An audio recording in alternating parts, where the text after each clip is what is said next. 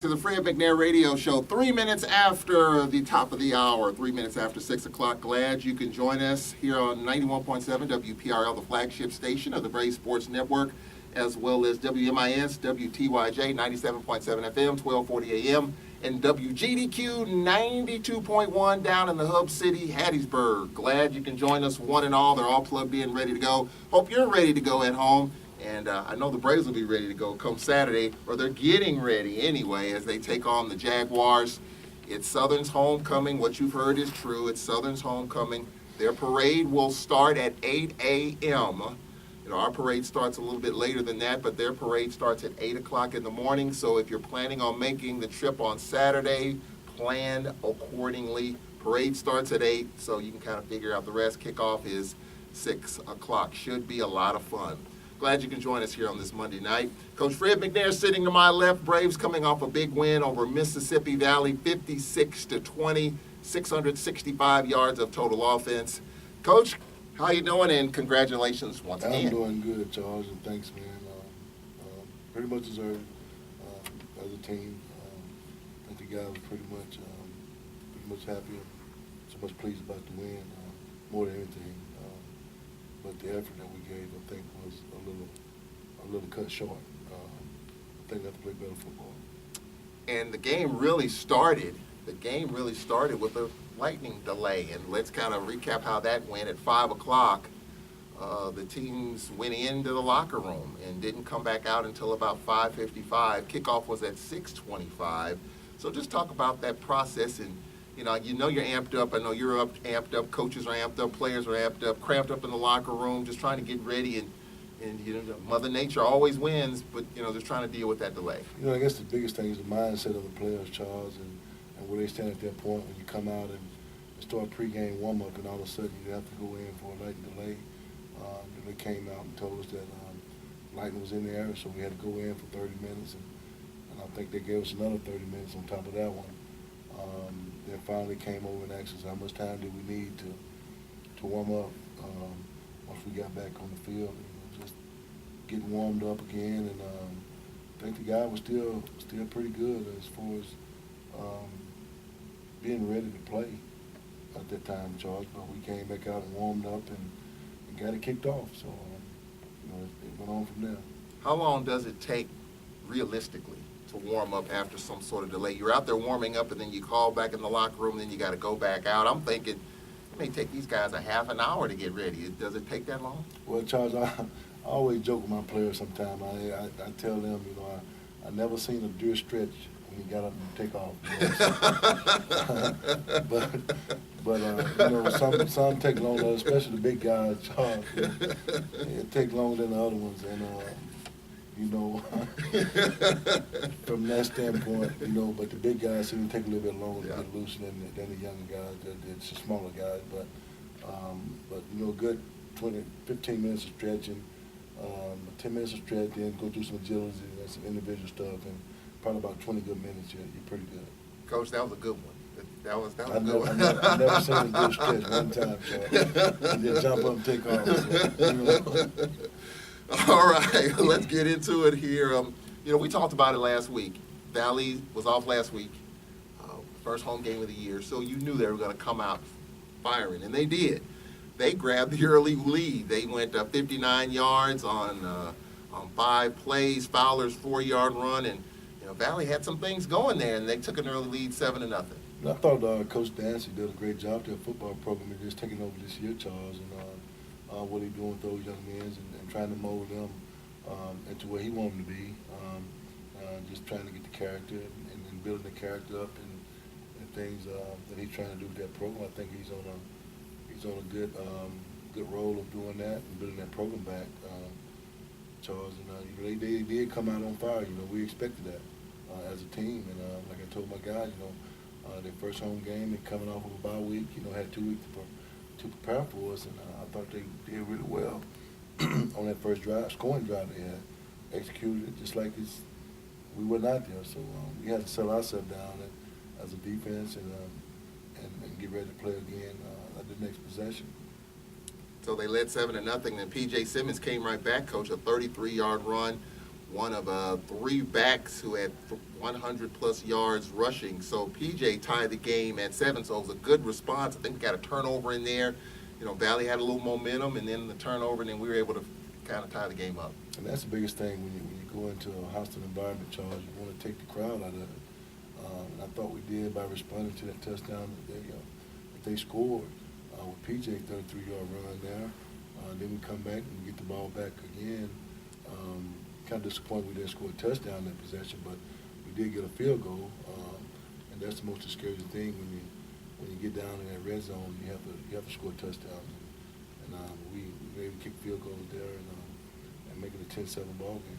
Yeah, we were 6 for 6 in the red zone, and it was 10-7 at the end of the first quarter. Coach, Valley started fast, but did you feel like at the end of the first quarter we kind of reestablished momentum, or you felt like it was still a toss-up at that point? Well, right then, Charles, it kind of felt like that it was leaning our way as far as the momentum was going, but you kind of respect the team they've had, and I didn't know quite sure whether they're going to turn back and come back with another score again at that point in the second quarter. But we regained our composure, and I thought the guys did a great job of just battling back at that time in the second quarter.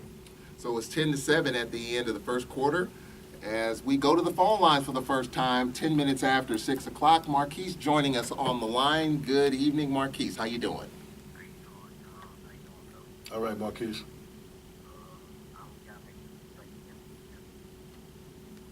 Well, we just got to win one at a time there, Marquise. And we're doing pretty good right now. I think that we're just holding it steady right now. We got a big game coming up, man. We got to take those baby steps right now and take one game at a time and see what to make of it. I didn't hear you. No, he's gone. He's gone. He left us this past year. Yeah, we got a pretty good team, I think. We're just still work in progress, Marquise, and we're going to try to keep building on what we got now, and hopefully everything, these guys grow up real fast and keep it going the way they're going, man. All right, Marquise, we appreciate you calling in here on the Fred McNair Radio Show. Marquise calls in from time to time. We appreciate it. That takes us to our first break, 11 minutes after 6 o'clock. We'll look at the second quarter penalties. We got a bunch, 27 in the last 2 games, and I'm sure folks are wondering about that. We'll talk about that. And the scoring as we roll along here on the Fred McNair Radio Show. Give us a call, 601-877-6595. You can tweet a question, Tall Man Radio. You can text a question, 601-348-7254. You can do this anytime you want, 24 hours a day, 7 days a week. Those lines are open, the Twitter feed as well as the text line. So as a matter of fact, someone texted a question right after the show last week, so we'll get to that as we go along in this Fred McNair Radio program. For those who are heading to the game, and I know a lot of you will, tickets are available at the Alcorn State Business Office. They're $35 and can be picked up either at the Athletics Business Office or visiting Will Call on Saturday. Tickets are also available at Ticketmaster.com. For more information concerning tickets, contact the Athletic Business Office at 601-877-6822, 601-877-6818, or 6823. For automated ticket information, 24 hours a day, 7 days a week, as they say, 24/7, 365. Call 601-877-6800. We'll take a break. The Fred McNair Radio Show rolls on after this. WPRL 91.7 FM, all public radio broadcasting from the campus of Alcorn State University. WPRL invites our listeners to join us each and every day for the best in gospel, jazz, R&B, and hip-hop. WPRL is Alcorn Sports Radio Network. WPRL is on the World Wide Web at WPRL.org. WPRL, it's a family affair. Charles Evans, Operation Manager. Shay Miles, Gospel Music Director, System Analyst and Internship Supervisor. Myrtle Hedgeman, Secretary and Traffic Director and Chair of the Mass Communications Club. Jamario Chavez Brooks, R&B Announcer and Producer. WPRL, your community-minded radio station where it's a family affair.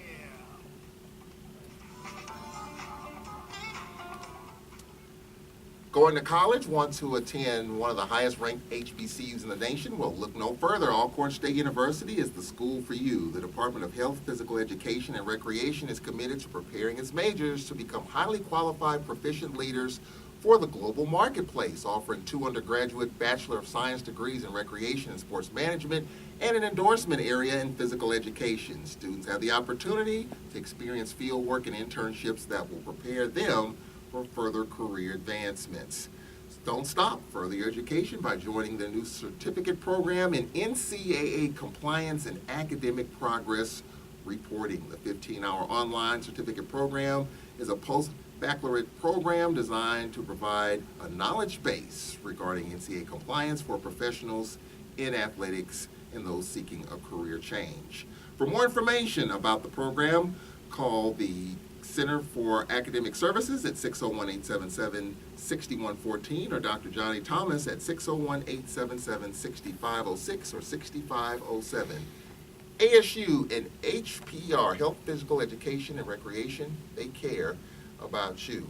Well, Coach, speaking of caring, taking care of, caring about ball protection and protecting the football, turnovers, I guess that's the word I'm looking for. That was kind of a theme on Saturday, and we definitely have to cut that down as we roll forward. Oh, most definitely, Charles. And the biggest thing is the quarterback knows it. He had 3 turnovers himself, 2 picks and a fumble. Throwing the ball into coverage, it can't happen. And the biggest thing is just going through his progression of reads and take him to the open guy. But he failed to do that twice, left the ball inside one time on one go route. He put it outside, and even if the receiver come back and kind of help him out there, we may not have a pick there, but on one he kind of forced it. The safety never left the middle of the hash and threw it up, and get those turnovers like that.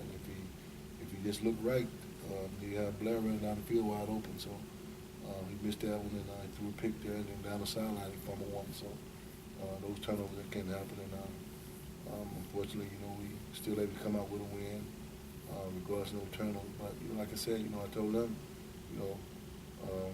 this fool's gold.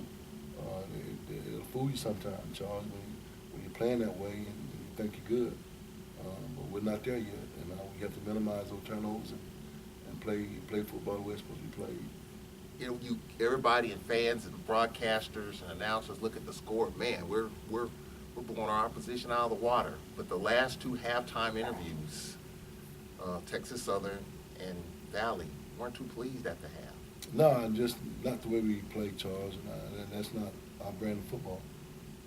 We got to get better, and if we get better with the things that we're supposed to get better at and do the things we're supposed to do, we'll be a real good football team. But right now, we're not. We're playing okay, and we get by, and that's one of the things that I talked to the guys about, in meetings. We just got to play better ball, and we're not doing that right now. The score, people may say, like you said, we're blowing people out, but we're not playing good ball right now.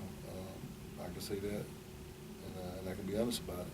And that's just the way I feel, and I'm quite sure that all the coaches are the same way. And there's too many mistakes that we see on film, and it shows up. And you can't play that kind of a ball versus a good football team. And we will face one this Saturday coming up against Southern. So, if we get our stuff straight and we play our A brand of football, then things won't be close as this is. Well, you talked about Noah Johnson and the turnovers, and he had a terrific game running the football, 139 yards rushing in the second quarter. He had a 64-yard run in which he wasn't even touched. Straight up the middle of the field, nobody touched him. He's a very athletic guy, and sometimes I think he gets in trouble when he tries to do too much, and I think that was the case of the turnovers, especially on the run. You got to secure the ball. You got to knock out, and that's one thing that we do just about every day at practice is ball security. That's the thing we just got to make sure we take care of the football, especially when you're throwing it.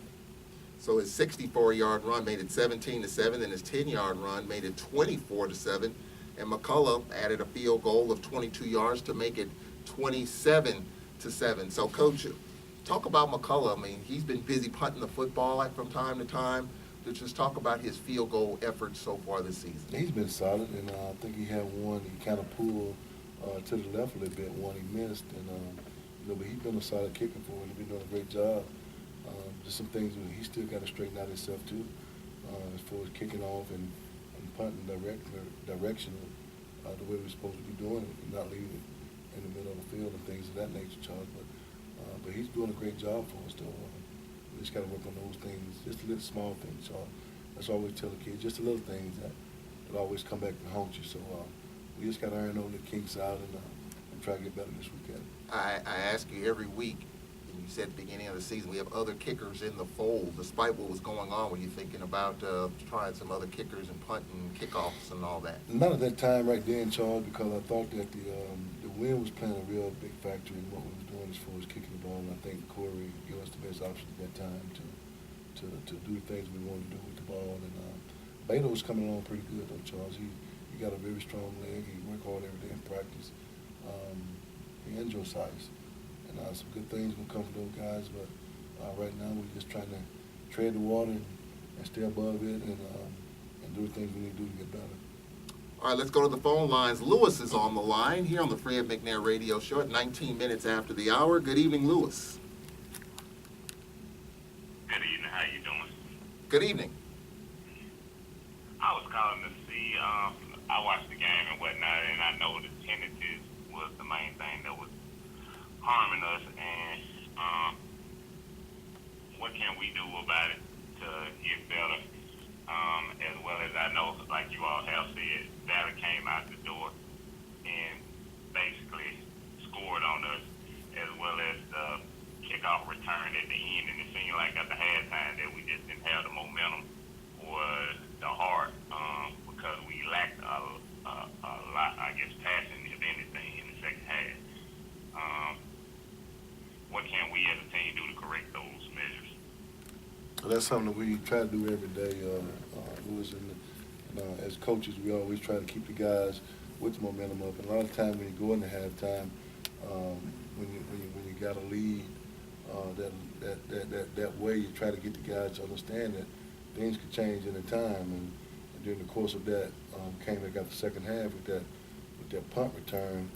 During the course of that punt return, and we watched film on that this morning.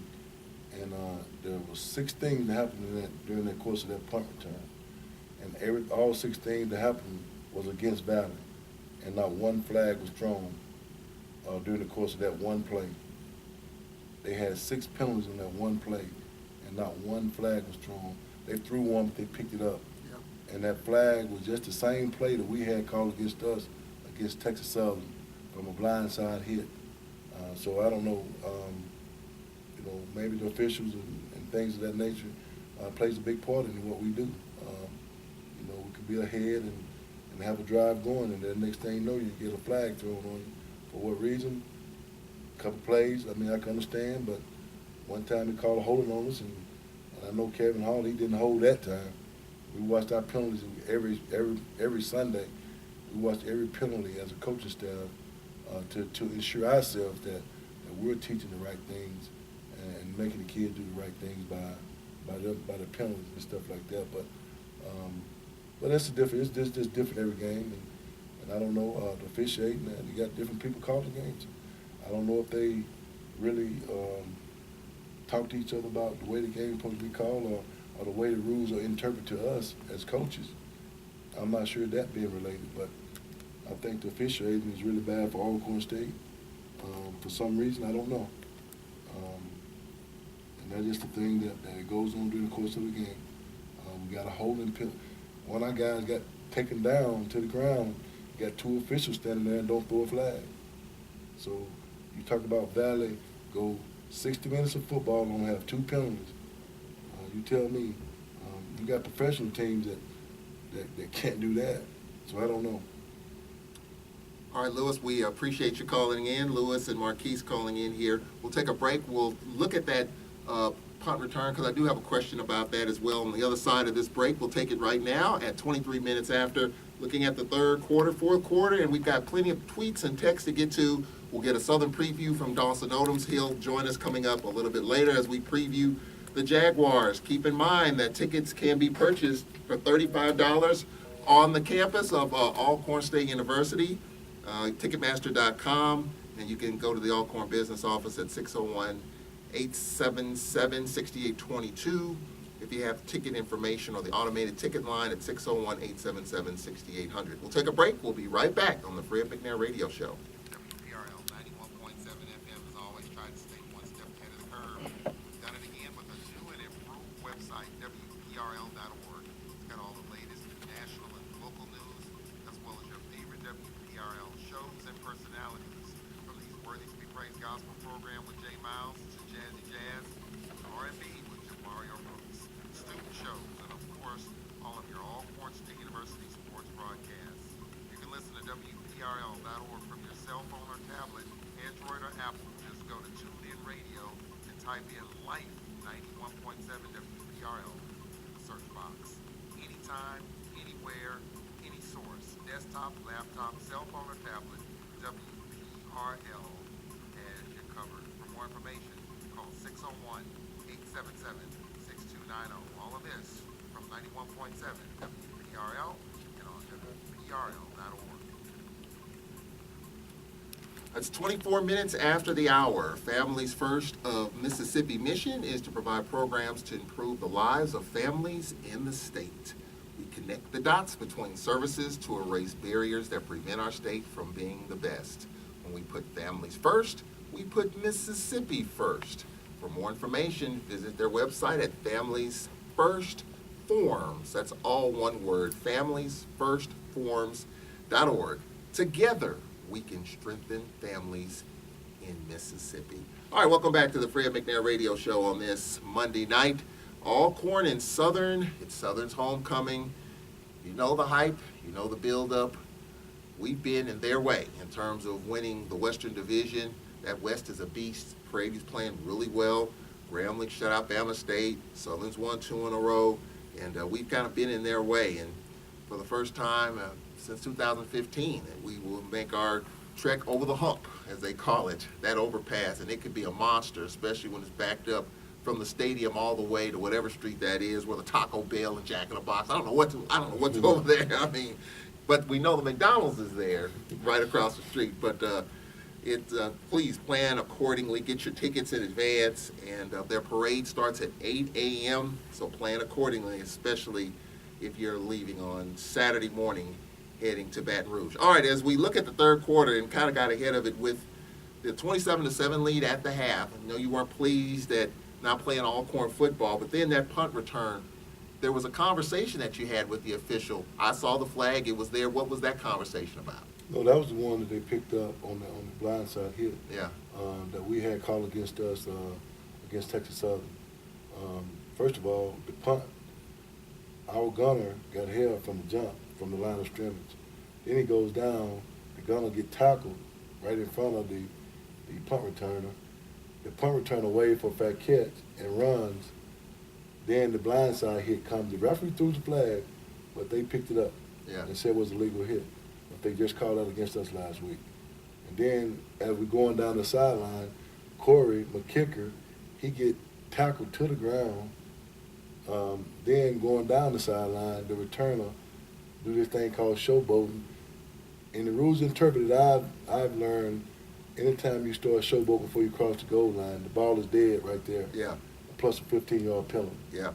That didn't happen. Yeah. So you had all those things happening at one play, and the flag that was thrown was the right flag, but they picked it up.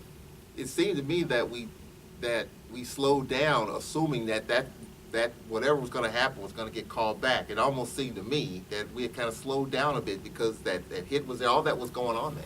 First of all, we slowed down because the guy waited for our catch. Yeah. And that kind of sets it off there.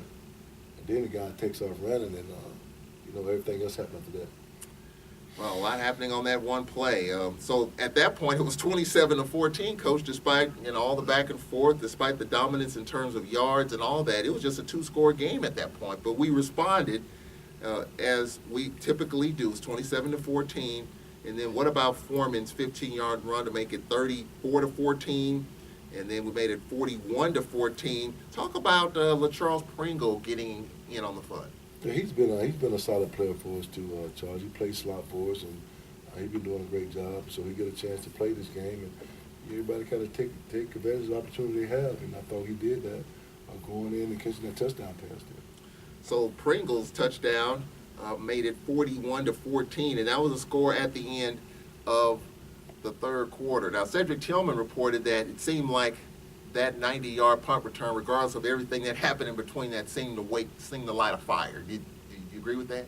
Well, not so much of that, Charles. I thought that our guys just know how to respond to things that way and don't let that bother them. And, every little bit helps, whether it's that return or they just said we just kind of come back out and score. And that's the thing that I stressed on the sideline. We got to respond to that. So I thought that we did a very good job of responding to it. Defense going out, getting stops, and we score again. So did a great job in the third quarter. So we'll take a break here as we approach the bottom of the hour. We'll look at the fourth quarter, put a wrap on it, and look at the individual numbers. The Braves racked up a ton of yards in Holding Valley, really to not much at all. 200 yards total, but good job in terms of run defense. We'll take a break here. We'll be right back halfway through the Fred McNair Radio Show. So you haven't washed your lucky socks since that fourth quarter comeback 5 years ago. At C-Spire, we get it. You'll do anything to help your team win, just like anything we do is inspired by you. We're your biggest fan, lucky socks and all. From business to home to wireless, our inspiration is always you. C-Spire, customer inspired. Step up to number 1 and get Amazon Prime on us. Details at cspire.com. It's important to plan ahead for emergencies, like the storm. When it kicked in, we had a plan. We were able to get in touch with each other in no time. The whole experience was fine. If there's one piece of advice I'd offer other moms out there, it's to stay calm and keep to the plan. Some parents plan ahead, some don't. Make sure you know where to find your family in an emergency. Visit beready.iowa.gov. Brought to you by Ready Iowa, FEMA, and the Ad Council. All right, it's the bottom of the hour, halfway through the Fred McNair Radio Show. Let's step aside for 10 seconds for station identification on the Braves Sports Network. You are tuned in to WPRL 91.7 FM, broadcasting from the campus of Alcorn State University. Plenty of tweets to get to, and we'll do just that. It was 47-14, Coach, going into the fourth quarter. Foreman's 50-yard run made it 54-14. And I know you wanted to keep Valley off the board late. Meckel Fresh, we talked about him last week. He's one of their featured receivers. 3-yard pass from Bryant, their backup quarterback. And then we got a touchdown, but then there was a two-point situation on the return. So they got 6, we got 2 to round out the score in 56-20, one of the stranger plays. I mean, it does happen from time to time, but one of the stranger plays that we've seen. Oh, yeah, anytime you set the score on any possession, Charles, that's one thing that we just didn't give up right there. Just let them kick the extra point. We fought and got a block there, and so having Quentin Cole picked it up and took it back for the 2-point conversion. So the final score, 56-20. The Braves racked up 665 yards of total offense.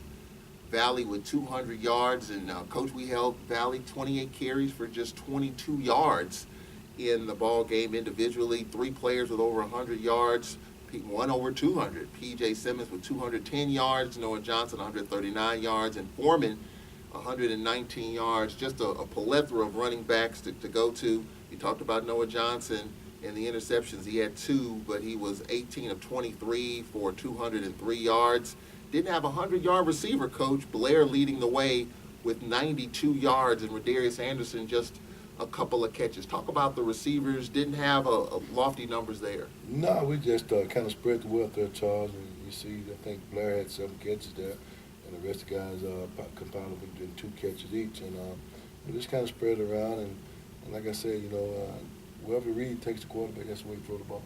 So it's not no one receiver that we designate to catch 8 or 9 balls. Just so happened that Chris Blair was in the proper progression of the reads, and that's where the quarterback take him. So, the last game, Rodarius Anderson, Yeah. he was the guy, and so who knows who's going to be the guy next week, Charles. So hopefully all of them, so we'll just continue to do what we're doing and getting these guys better. McCullough 3 punts, averaging 42.7. We've seen Foreman back returning punts. This week it was Ely. Talk about that. Yeah, Ely has been he's been out for a couple games, and that was going to be the guy that they're going to return punts anyway for us. He did a great job of filling the punts for us and making sure it don't hit the ground and we lose valuable yards that way, but he did an outstanding job of filling the punt for us this time. Now, kickoff returns, Harrison Morrison, one kickoff return apiece. Defensively, Jalen Thomas, 5 tackles, along with Alvin Wilson. Talk about Jalen Thomas. Jalen Thompson, he's down in the rough there, Charles. He's a pretty nifty guy. He's not a very big guy, but he's tough. And he do all the things and try to do things the right way. And he's been doing a great job for us as well at that corner position. So the Braves with a big win, 56-20 over Mississippi Valley. It's 34 minutes after the hour. Let's go back to the phone line. Cedric Foster joining us. Good evening, Cedric. Y'all, good evening, Coach. Good evening, y'all. Good evening. All right, I want you to know, Coach, I'm going to put them old raggedy flags on. I got my ticket. Got them last week, ticket now, because I had called the campus and called the ticket office, and they didn't have the tickets right away. They didn't know who was going to get them. So I went, but I called Southern and I told them, I said, hey, I don't want to sit on y'all's side. I want to sit on the business side. So I went ahead and got my ticket. We're going to leave Tallahassee early, probably about 7 o'clock in the morning. We should get there probably about 2 or 3 in the afternoon. All right. One of the things all my teams won this weekend, you know, from FAMU to Florida State, and you know, all course, the Saints, everybody did well. You know, I was quite happy. Even PJ's high school went to their homecoming and got me in Tallahassee. But Coach, this is the question I want to ask, because I was listening to you. I went and worked out today, and I was listening to you on my phone and everything. I noticed Charles asked you about, you know, how well the guys are playing, and I heard you say they playing okay. I noticed you talked about the penalties again, but I guess my question to you, even though we beat them fairly well, in other words, I guess from what I understand, we should have scored by 70-some points on them. I just kind of want to get your feeling on that. No, just anytime we're in the red zone and we're down in that area down there, we should score touchdowns. And I thought that we should have. And you know, the big disappointing thing is, you know, we didn't do it. And you know, and just from the way we played, you know, just from a team perspective, you know, our guys, we demand perfection from all those guys. And right now we're not getting that. But hopefully, you know, this week we'll prepare for it, because this is a good ball team.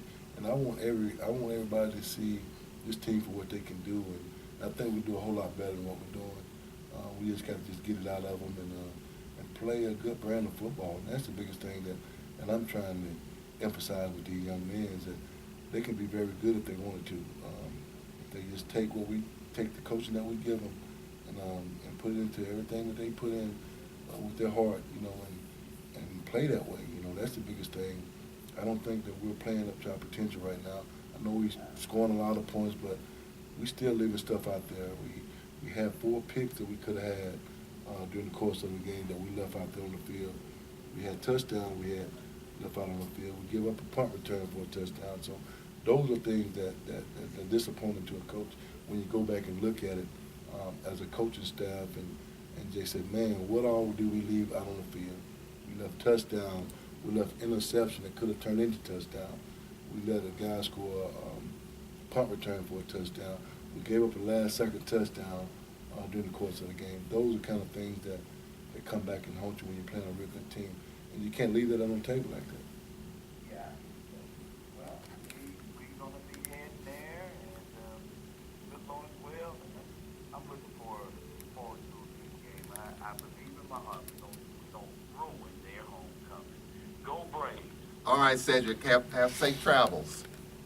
All right, Cedric Foster joining us. We'll take a break here. When we come back, we'll get to the text and tweets. We've got a bunch of those to get to. We'll do it after this 1-minute timeout, including your phone call, 601-877-6595, 38 minutes after the hour. Back after this on the Fred McNair Radio Show. The Old Country Store located Highway 61 in Lorman, Mississippi, where you'll find the best soul food around. They're open every daily, 10 a.m. to 4 p.m. People come from all over to try Mr. D's famous fried chicken. Good. And to hear him sing the Grandmama song. Go by and see Mr. D and his group. You'll be glad you did. You can call him at 601-437-3661. That's 601-437-3661. The Old Country Store. They're proud supporters of WPRL 91.7 FM and Old Corn Football. Go Braves, go. The Old Country Store. Good.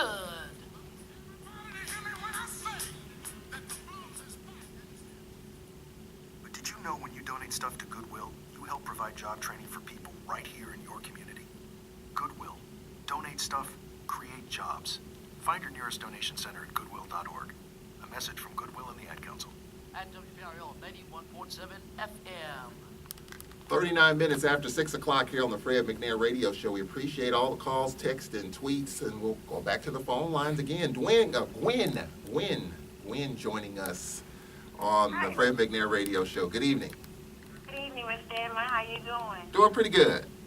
Yes, I just wanted to tell Coach McNair congratulations. I really enjoyed the game. They played some good ball. Keep up the good work. Thank you, Ms. Gwen. All right, then. All right, Gwen. Yes, sir. Y'all have a good evening here. You too. All right.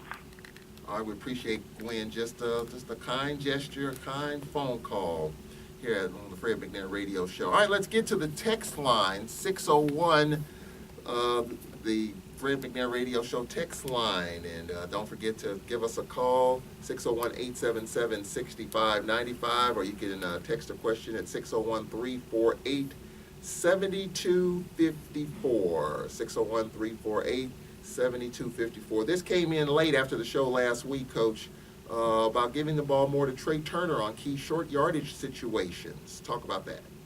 Well, Trey Turner, he's a big back, Charles. He is a part of our offense in those situations, and he's one of the backs that's going to fall forward every time you tackle him. So that's a project in the work, and that is always, like I say, he's always a part of our game plan. I mean, he is tough.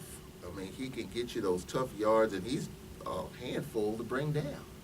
He is that, Charles. He's tough. He's tough young man. All right, we got a bunch of tweets to get to, so let's do that right now.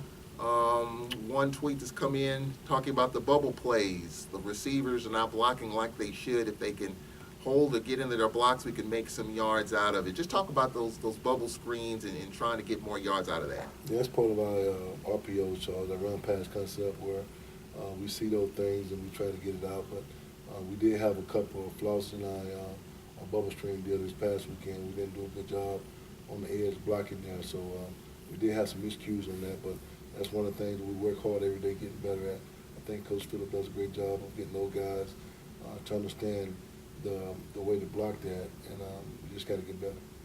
So you talked about Noah Johnson.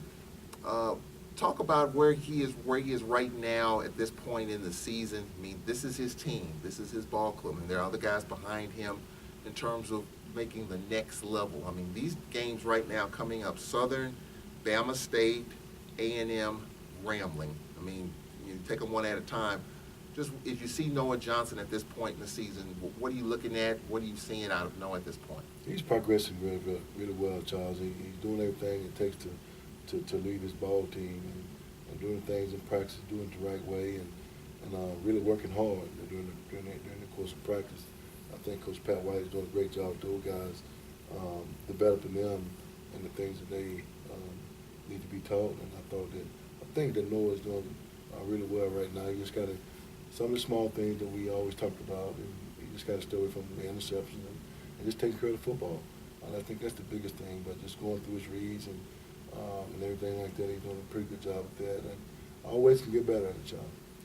I know you talked about the penalties earlier. Mr. T tweeted, we had way less penalties against Georgia Tech. And I mean, we've been talking about penalties the last 2 weeks, and it's just unfortunate.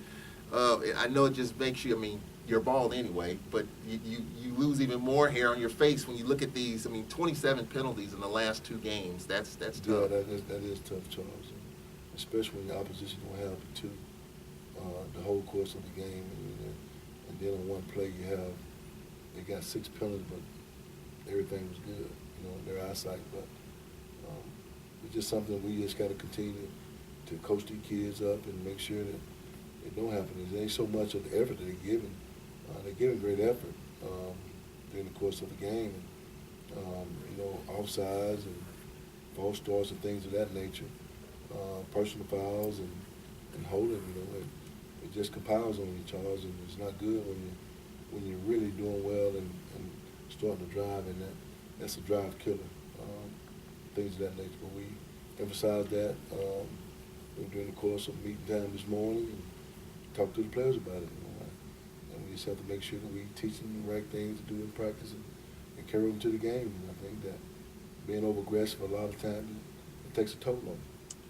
TJ Mayfield tweets, and we saw a little bit of this Saturday, 2 back sets in the backfield, backs to the left and right of Noah Johnson. Any more of that in the game plan for the future? Well, schematically, Charles, when you're watching film and watching opposition, things of that nature present itself, then we game plan for it that way.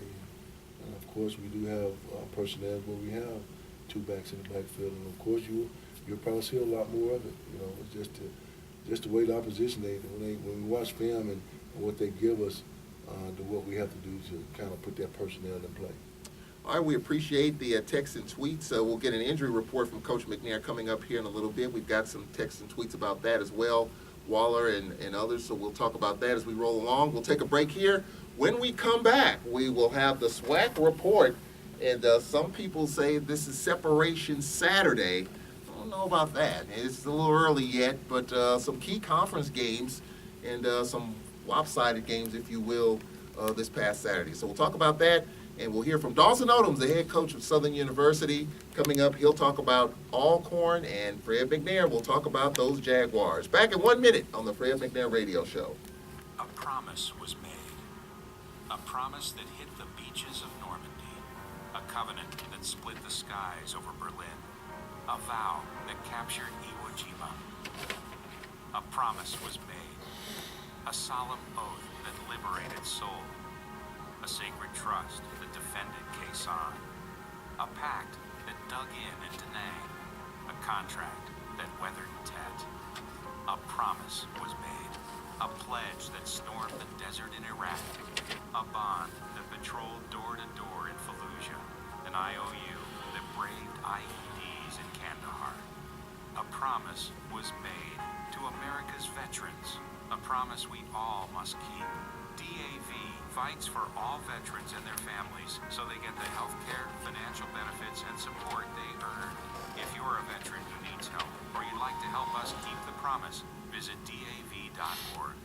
All right, welcome back to the Fred McNair Radio Show here on this Monday night. Don't forget, tickets are available here on the beautiful campus of Alcorn State University at the Athletics Business Office for the game this weekend. Alcorn and Southern are $35. You can get them also online, Ticketmaster.com. For more information regarding tickets, call 601-877-6822, 877-6818, or 601-877-6823. The 2015 SWAC Football Champion fan rings and pendants are still available. Join the hundreds of Braves fans supporting the Championship Ball Club.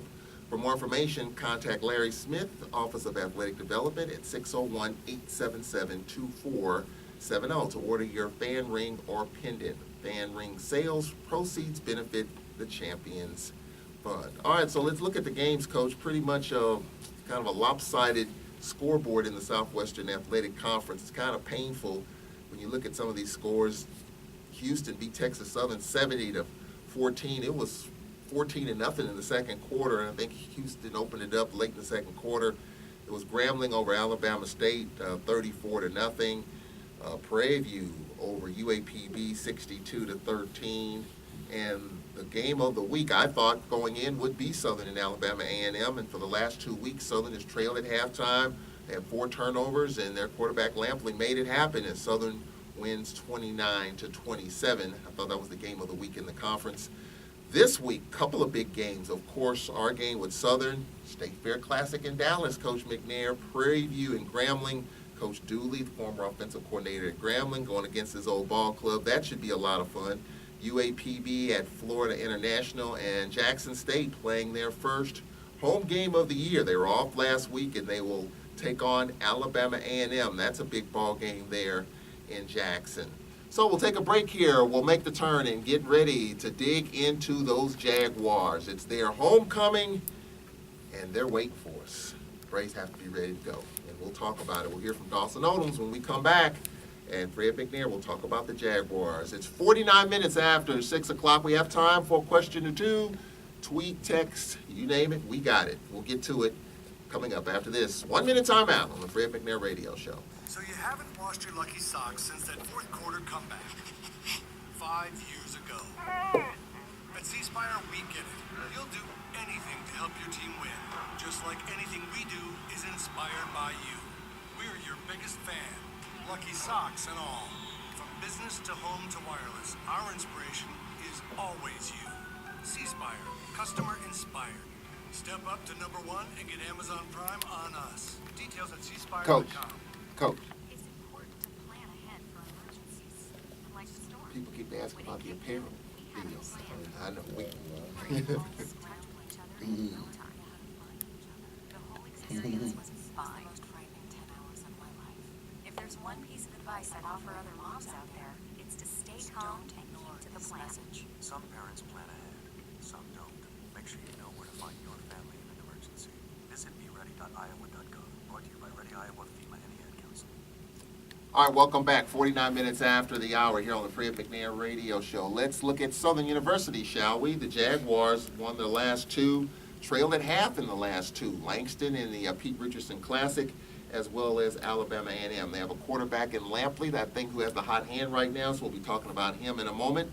But Southern head coach Dawson Odoms talks about the big win, come from behind over Alabama A&M, and trying to deal with the dual quarterback in Noah Johnson, who's a dual threat.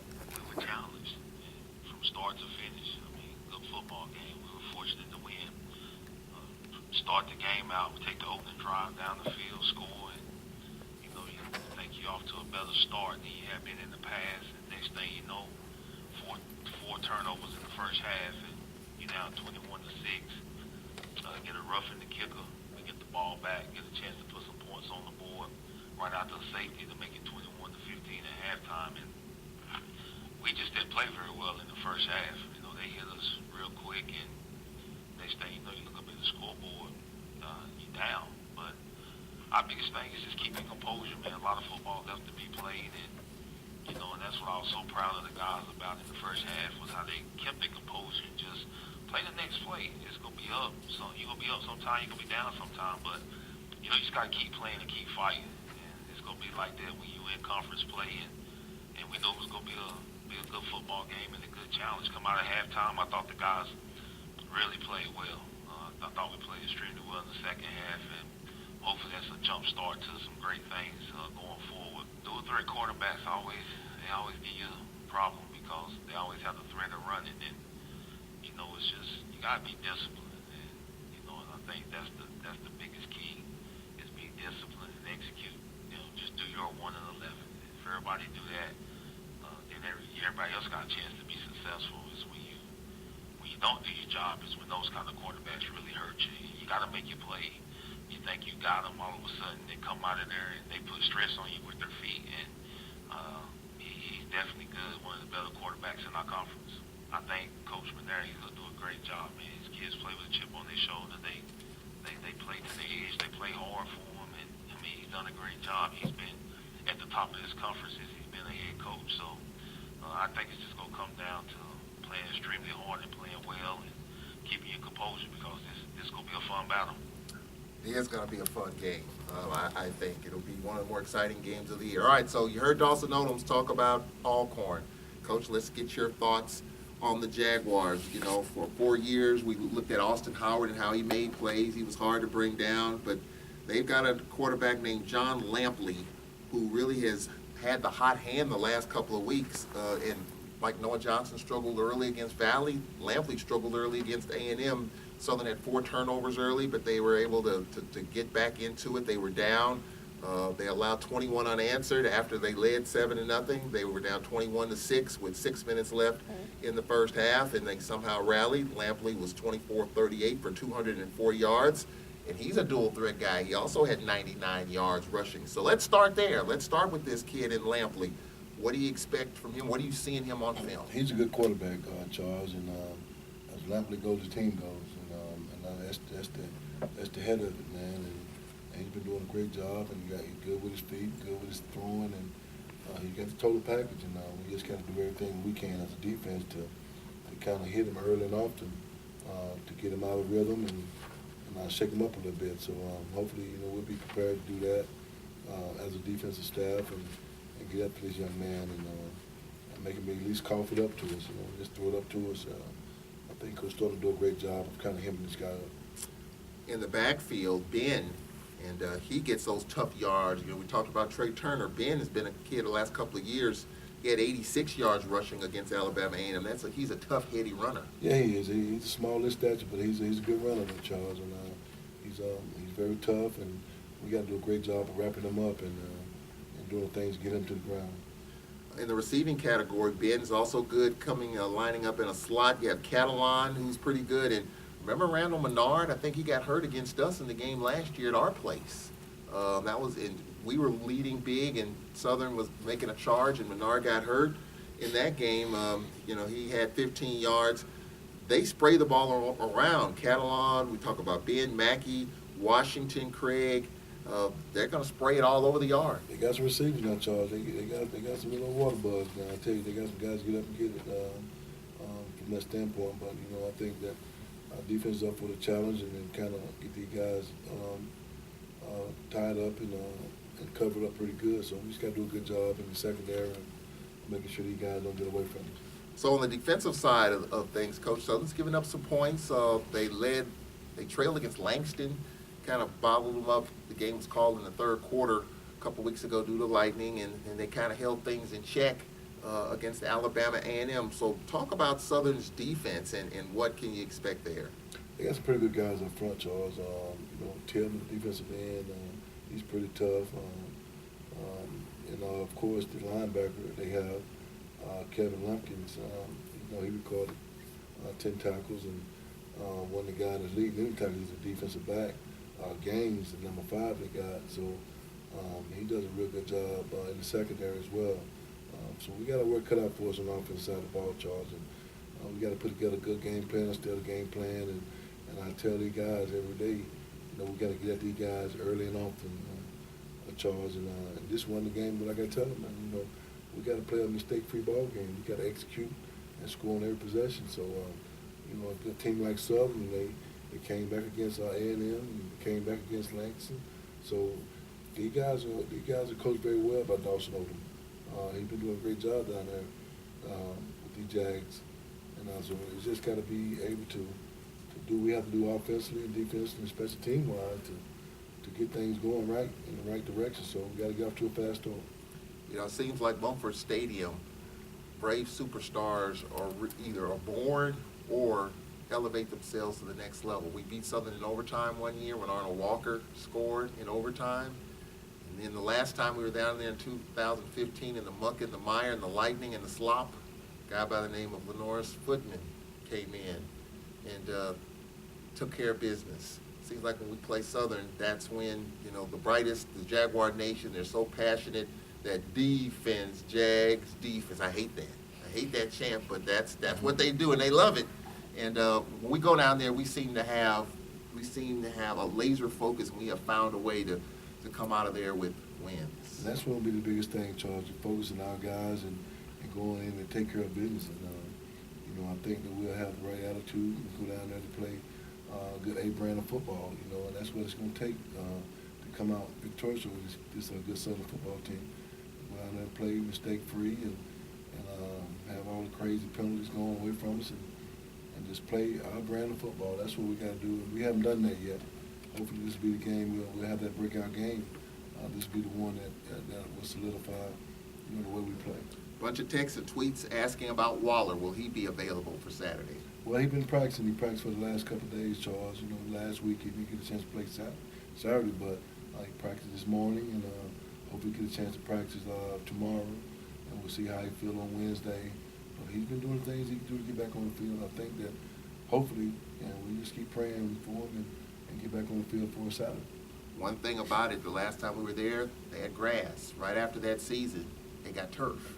So does that really make that much of a difference? Well, sometimes you get faster, and some guys can move a little quicker on turf than they can on grass. But we just got to put our shoes on and get ready to play, Charles. Whether it's grass, turf, or mud, So we got to put our shoes on and be ready to play when we're out there. Well, I'm an intangible guy. We talked about Valley last week. They were off. They're at home, their first home game. Same thing here. Southern, 2 big wins. A gutsy win against Alabama A&M in Mobile. They're at home. It's their homecoming. And you know how carnival-like of a scene it's going to be down there. And we've been in their way, to be quite honest. I mean, they've done all the things but beat Grambling and Alcorn.